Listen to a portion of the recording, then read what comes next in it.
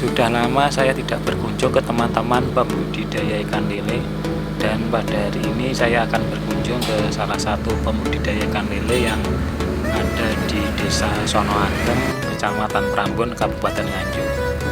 Mari kita let's go.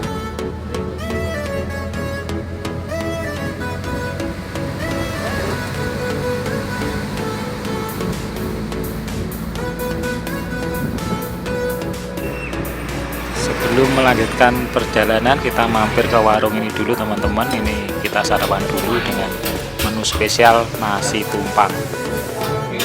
Menu spesial iwak tempe, ya seperti ini penampakan dari sambal tumpang teman-teman.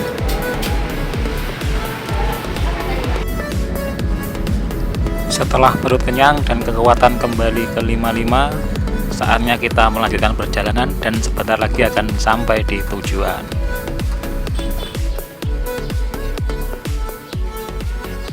Berbudidaya lele itu tidak mudah, tetapi juga tidak susah.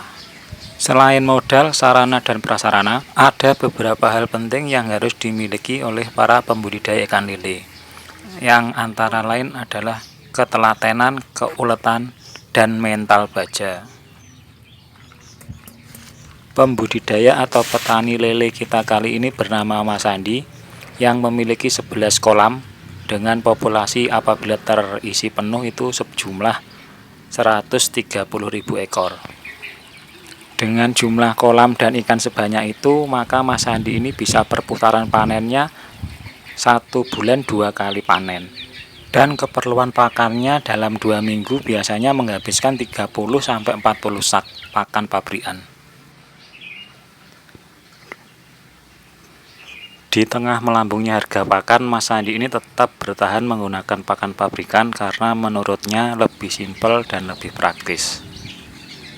Dengan jumlah ikan sebanyak itu, menurutnya akan kesulitan untuk mencari pakan alternatif, karena takutnya nanti ketika sudah diberikan pakan alternatif, di tengah jalan ketersediaan pakan alternatif tersebut tidak ada atau berkurang. Dan jika menggunakan pakan alternatif, masih diperlukan waktu dan tenaga untuk memprosesnya hingga pakan alternatif itu siap diberikan kepada ikan.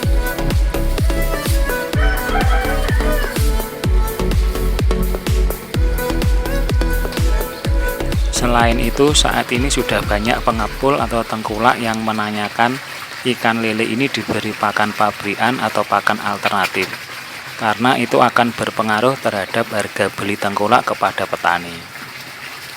Tebar bibit lele ukuran 5 dan memerlukan waktu 2,5 bulan sampai 3 bulan untuk lele siap dipanen. Untuk sortir setelah tebar bibit dilakukan apabila pertumbuhan lele tidak seragam.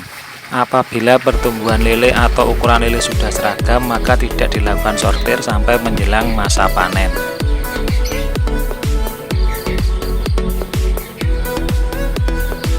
Demikian pula dalam pemberian obat-obatan. Obat-obatan diberikan apabila dirasa lele ini terserang penyakit atau virus. Untuk perawatan harian yang dilakukan adalah dengan membuang air dasar kolam atau air bawah yang dilakukan sebelum pemberian makan. Dengan membuang air dasar kolam, maka sisa pakan dan juga feses ikan akan terbuang. Setelah itu, kolam diisi air lagi dengan ketinggian sama dengan ketinggian semula. Dan langkah-langkah atau tahap-tahap itu dilakukan setiap hari sampai dengan lele menjelang masa panen. Untuk pemasaran hasil panennya, selain diambil tengkulak atau pengepul, Mas Andi ini juga langsung menjual secara eceran di pasar. Jadi Mas Andi ini juga mempunyai lapak di pasar yang menjual ikan lele hasil panenannya sendiri. Memang sebagian besar diambil tengkulak, tetapi dengan adanya yang dijual eceran di pasar, tentunya akan menambah keuntungan yang didapat. Kalau sudah berpengalaman, memang lebih mudah untuk mengambil langkah-langkah apa saja yang akan dilakukan apabila ikan dalam masalah. Tetapi bukan berarti yang pemula tidak bisa melakukan itu, karena yang berpengalaman itu dulu awalnya juga pemula.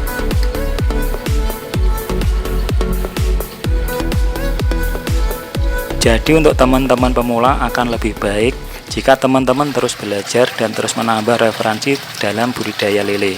Caranya bisa googling, lihat tutorial di YouTube, atau bisa belajar langsung ke pembudidaya lele yang telah berpengalaman di dunia perlelean. Tambah terus pengetahuan tentang perlelean, laksanakan evaluasi jika ada kegagalan, perbaiki langkah-langkahnya, dan terus belajar. Karena disitulah pengalaman akan terbentuk. Percayalah, hasil tidak akan mengingkari proses yang telah teman-teman lakukan. Tetap semangat dan salam sukses dalam budidaya lele.